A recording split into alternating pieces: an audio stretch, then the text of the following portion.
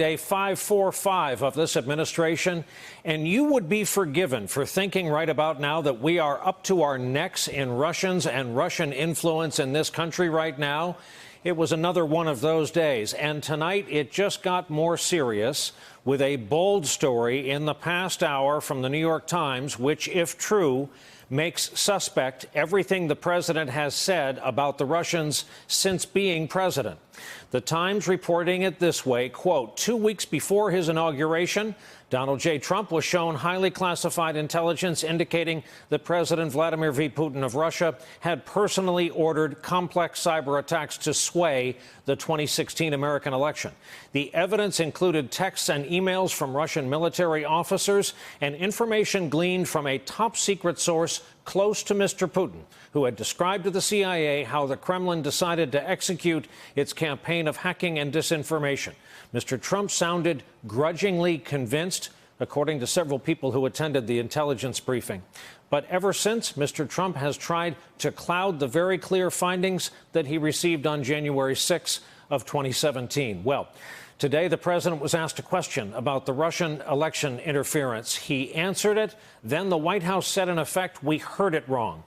Before we hear his latest remarks, here is the briefest reminder of what he said on Monday at the news conference with Putin in Helsinki, followed by his attempt at a fix on Tuesday. Dan Coats came to me and some others. They said they think it's Russia.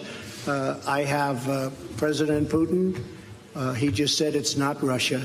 I will say this. I don't see any reason why it would be. I accept our intelligence community's conclusion that Russia's meddling in the 2016 election took place.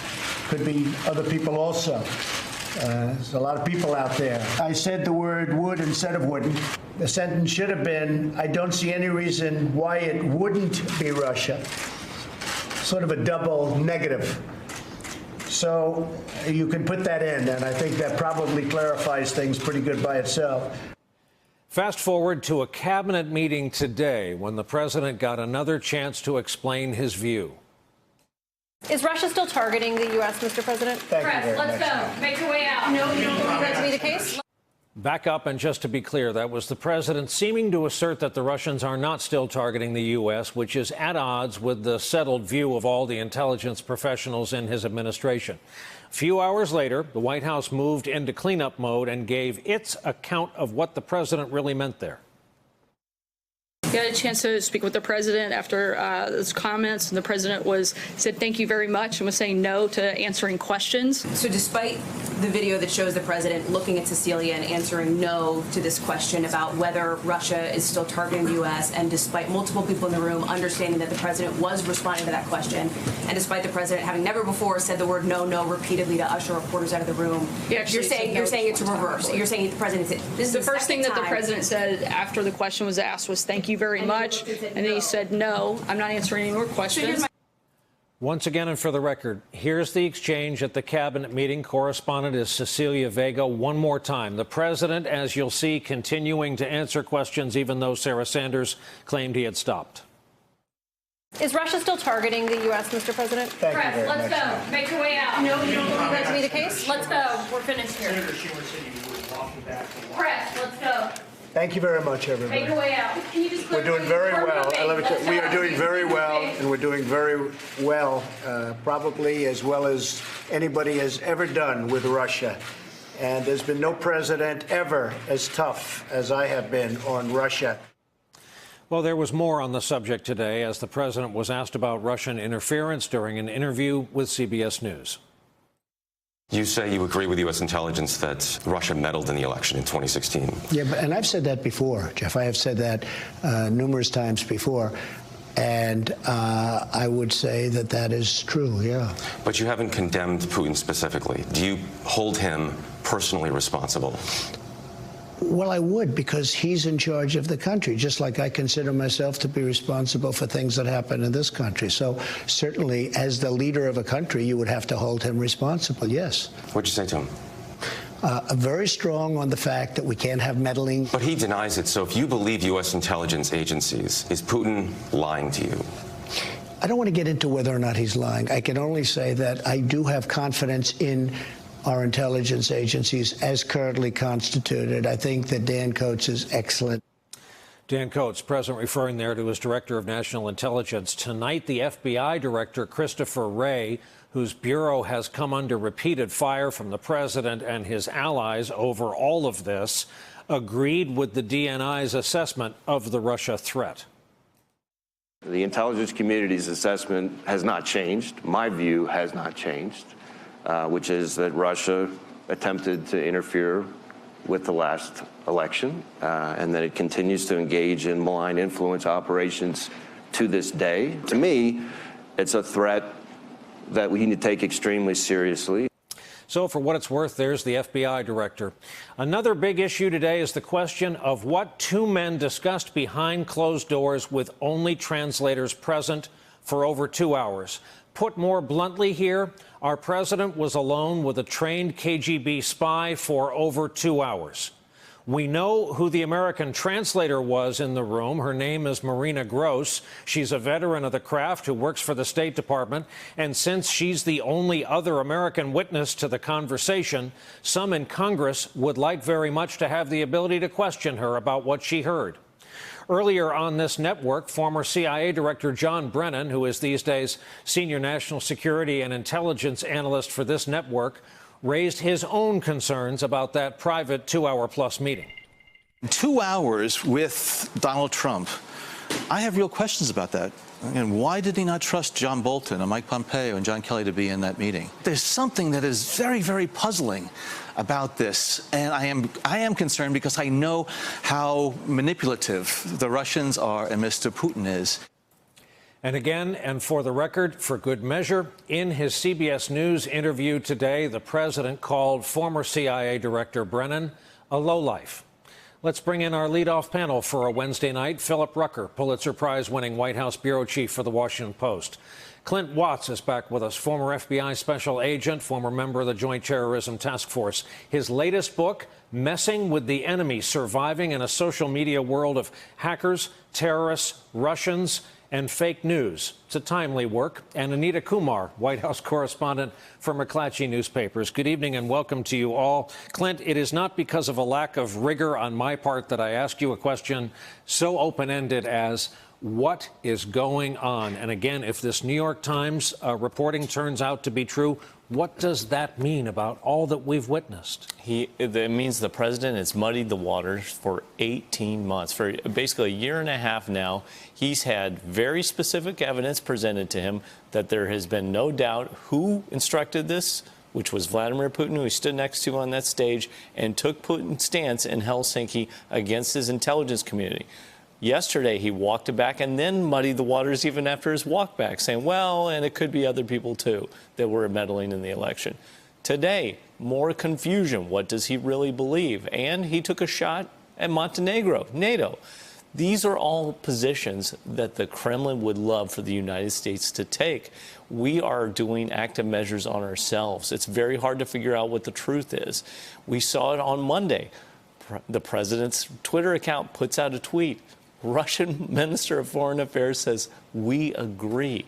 He is more in line with the Russian position on almost all issues, and yet he's had this evidence all of this time. We have 2 indictments, one in February, now one this month, that lay out both the hacking and the social media influence. They are very detailed. There are tremendous sources there. And this article from the New York Times shows that there is a source that is so sensitive, it was compartmentalized such that CIA Director Brennan at the time would only deliver it to certain people in enclosed letters. That source is so highly confidential that we probably only have 5 like that, maybe in our entire country. We are at that level right now where the president has seen that and yet still will go out on stage and say he isn't sure, or it could be somebody else, or Putin told me it isn't that way, so why don't we believe Vladimir Putin? Again, I can't say this enough. This is the reporting tonight of the New York Times. It has not been matched by this news organization or any other to our knowledge. But again, if true, Clint, this means all the investigators on this case, from the special counsel on down, have known this to be true as their baseline predicate for the investigation of this president and all the people in his orbit. Yes, and rewind this back to a little over a year ago when FBI Director Comey was fired. He then talked to Lester Holt, and he said, oh, it was this Russia thing, you know, it's a big nothing. Rod Rosenstein, he is the one who brought in the special counsel. He did this. Why did he do this? He knows this information as well. So look at the justifications for why we should look at this, look at the depth of this investigation, and then look at where this investigation might go. We are looking at the operators, the people that were executing the hacking, the people that were doing social media influence. What if they work up the chain? If we go back to Osama bin Laden, the case against Osama bin Laden in the 1990s after the embassy bombings, you start off with the figures that do the attack, but when the United States is attacked, who do we charge? The person who made the decision. What if we are looking at that coming forward in the next few months and looking at the Americans that might be tied to this case in the next few months? We're going to have a major head-on collision between the White House, the special counsel's office, the Department of Justice, and Congress. And I think this is the time, especially if you're on Capitol Hill, you need to start making decisions about who you are in this for. Are you going to ride with the president all the way to the very end, or are you going to stand up for this country, support your intel agencies, which are doing the work? We're seeing a lot of breaking in the Senate. We're seeing a lot of breaking even in the House. You're seeing DNI codes come out and say, hey, we still see Russian interference going on. We are on, I think, about a 2 to 3 month period here. We're going to have major institutional collision in our country. And I think it's important that everybody start pushing in the right way now by putting America first rather than President Trump's ego first, which is what seems to be the case of this. Later in this hour, in the chair you're sitting in, we're going to have a former senator, and I'm going to ask him who he sees in this current group standing up. Hey, Phil Rucker. It is only Wednesday, I am reminded by the calendar. Can you walk us through what you think we have been through, and say nothing of the last 12 hours? Let's go back 72, your trip. We saw you there in Helsinki. Yeah, well, Brian, it's been a remarkable 72 hours, a really tortured period for President Trump. We know when he got up on that stage with Vladimir Putin and answered the question from John Lemire and others about the intelligence, he was saying, I think, what he believed at that time, and he's now tried to walk it back and then take back the walk back and then try another walk back from Sarah Sanders today. And one point I think is so important about this week, we still, to this hour, do not know what was discussed in that 2-hour one-on-one meeting between President Trump and President Putin. The Russian ambassador to the United States briefed reporters earlier today in Moscow and said that there were a number of important verbal agreements, that's the word that the Russians are using, that were made between Trump and Putin on a range of issues. There's talk that there could have been some sort of agreement on Syria, but we don't know that from U.S. officials. The Pentagon brass, the senior officials at the Pentagon, according to my colleagues at the Washington Post, are completely in the dark about what was discussed and agreed to on Syria. So there could very well be real policy changes for this country that President Trump agreed to with President Putin that we just don't know about because nobody else was in that room. There were no note takers, there were no advisors, and President Trump, as we know, is not a reliable narrator on what happened, on the facts. Indeed, Phil, I saw some translated Russian television news tonight, and they're all but trolling American viewers, speaking in vague terms about all that was discussed and agreed to in that one-on-one. Anita Kumar, there is a term of art in our business called the pool spray. It has nothing to do with backyard recreation in the summer months. It has everything to do with the press pool that covers the White House and the fact that cameras are allowed into often very quick events, and we have to spray the room to show all the participants. They are the coin of your realm on a daily basis. You know one when you see one. You've looked at the tape of today's. Whose account do you believe? Right. I mean, I was not in the room today, but I have been, as Phil has, many times. President Trump actually does more of these pool sprays. He likes this to be seen on TV. I have never heard him say no when he doesn't want to answer a question. Generally, what he does is just kind of ignore our questions.